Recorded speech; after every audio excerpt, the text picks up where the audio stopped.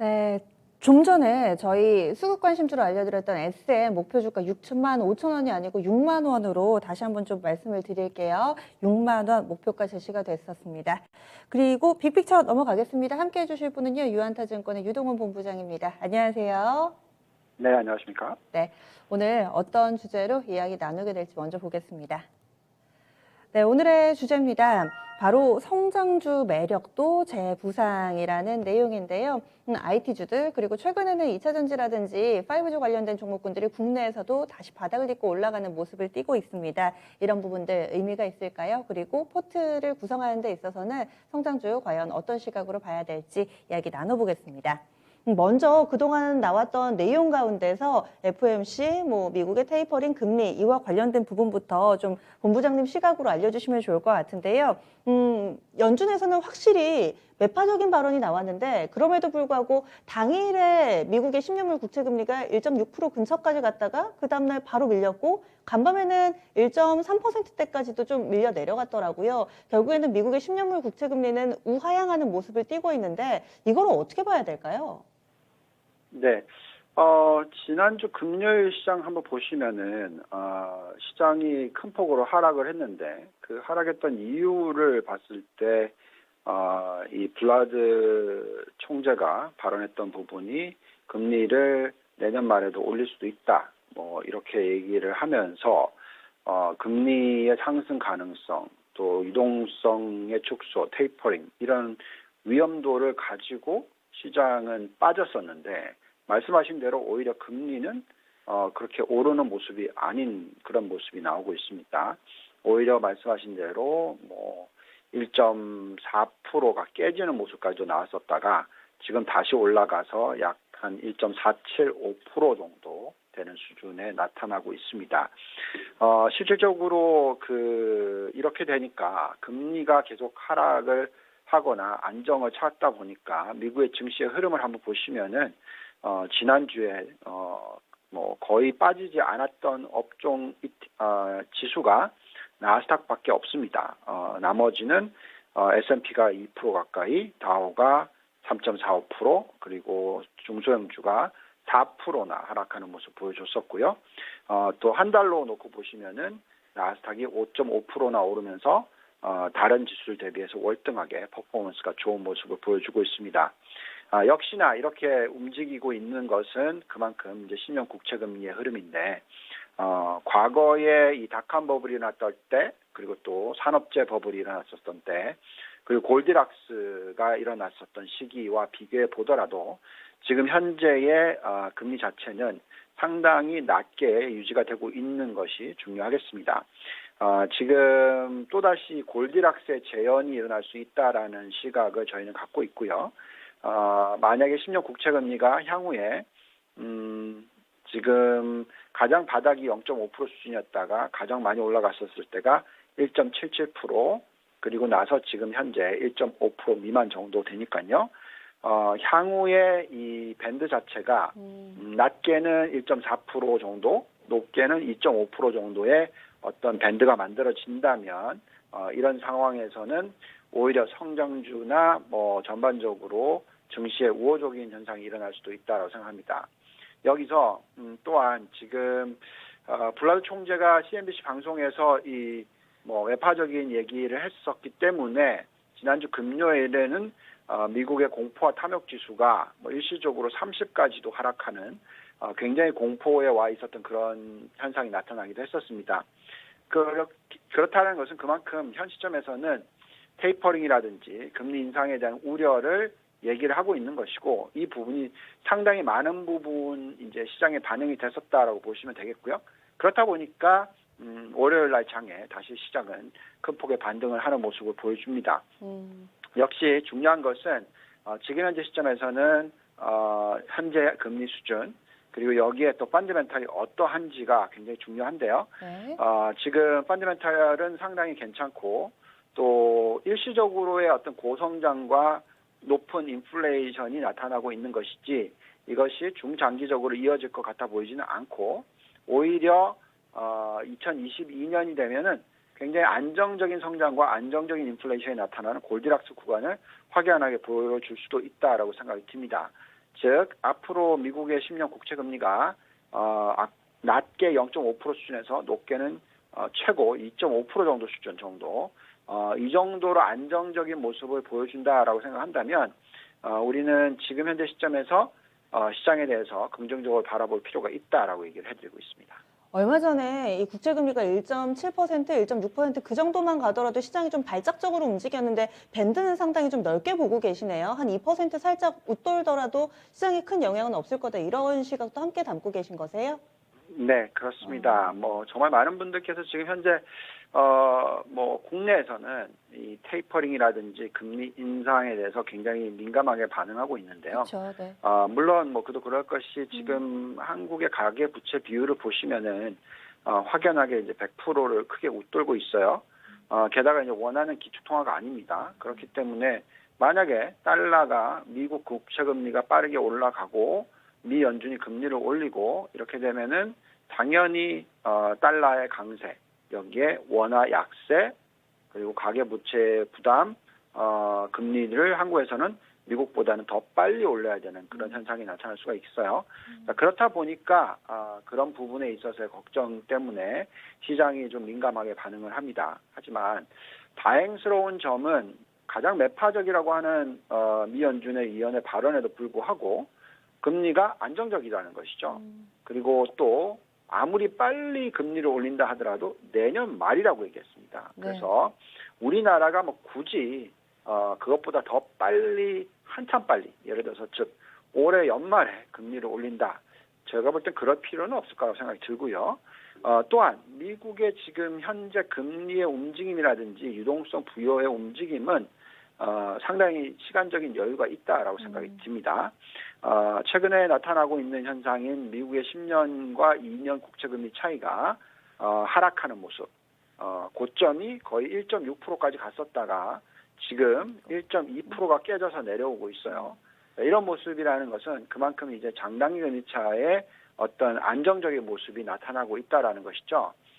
이런 상황에서 미 연준이 내년까지는 실질적으로 테이퍼링을 하지 않을 것이라고 우리는 생각하고 있고요. 또 적어도 내년 3월 숫자를 보고 나서 감행해도 늦지 않다라고 판단이 듭니다.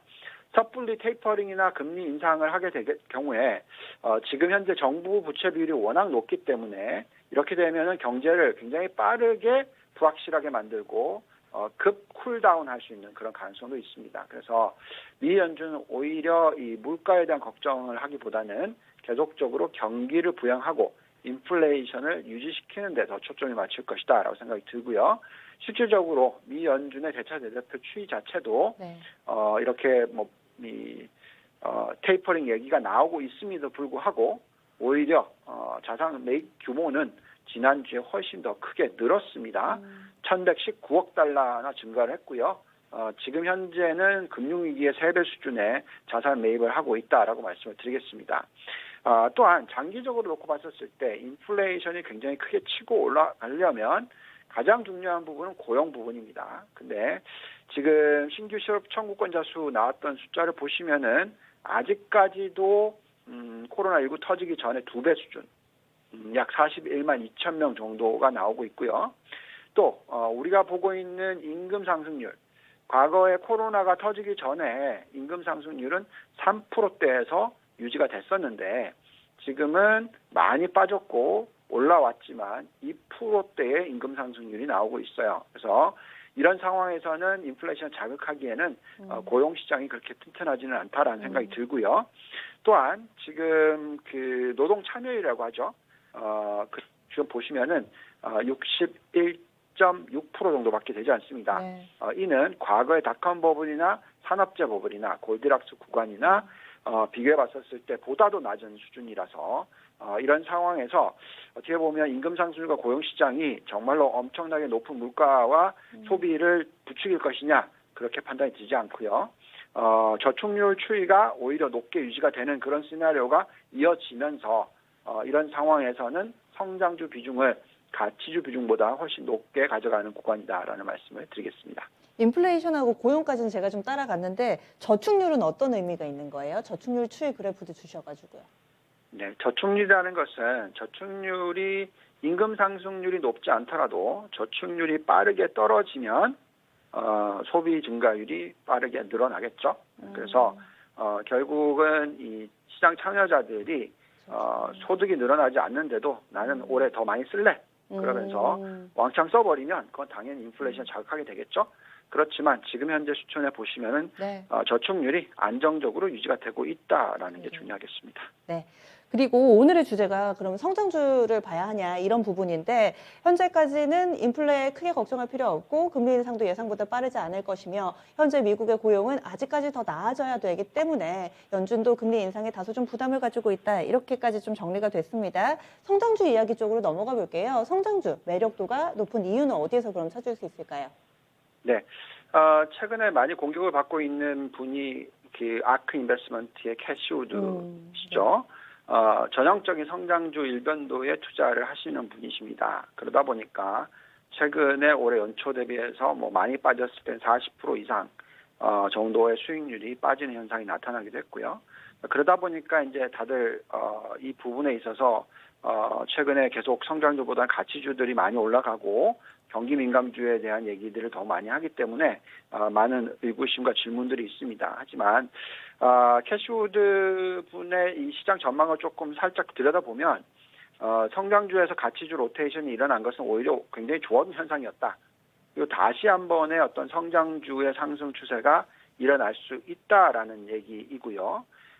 또 이 코로나 바이러스의 어떤 위기는 어떤 영구적인 변화를 가져왔기 때문에 혁신 주도 종목들의 펀더멘탈은 계속 좋아질 것이고 모멘텀도 계속 유지가 된다라는 얘기를 하고 있습니다.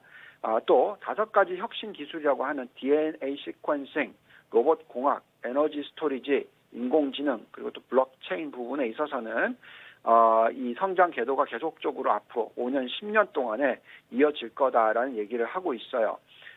또 결국은 결론을 내면 역대급 통화와 재정 부양책 등이 인플레이션 전망의 가능성에 무게를 두고 있긴 하겠지만 이분들이 바라보는 시각은 디플레이션이 오히려 더 중요하다. 디플레이션은 계속 이어질 수가 있다라는 얘기를 합니다.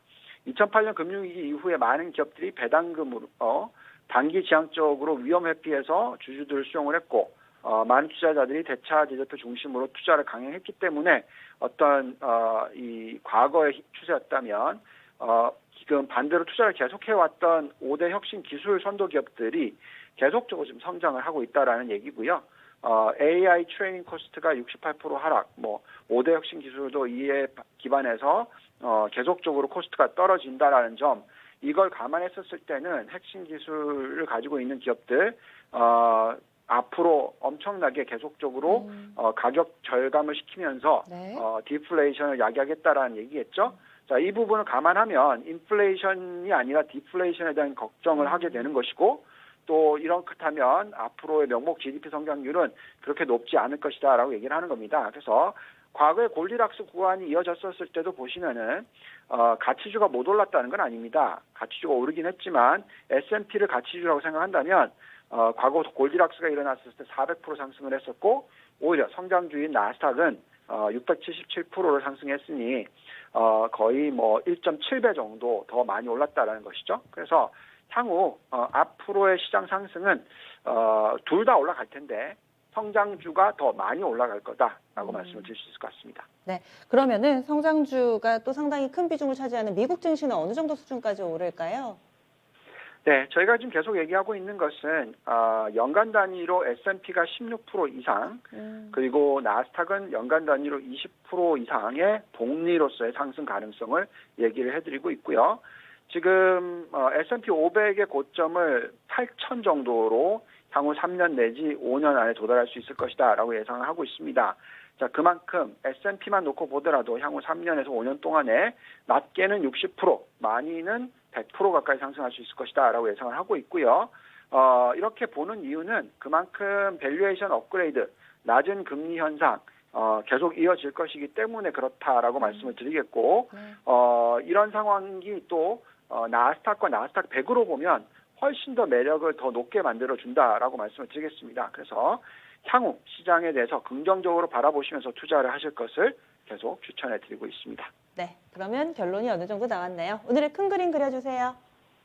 네, 성장주 투자를 소홀히 하지 말자라고 말씀드리겠습니다. 알겠습니다. 다음 주에 뵙겠습니다. 고맙습니다. 감사합니다.